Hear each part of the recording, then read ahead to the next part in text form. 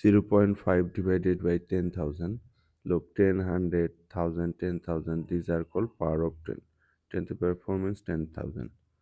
To divide a decimal by power of 10, just count the number of zeros in the power of 10 and move the decimal point from right to left equal to that number of zeros. A number of zeros is 4, so we need to move decimal point from right to left 4 places.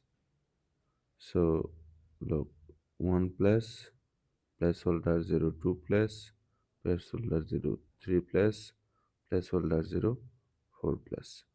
So we are getting decimal 0.00005.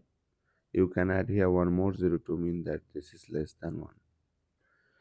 Division means repeated subtraction, and in repeated subtraction the dividend the value of dividend will be decreased. Just compare.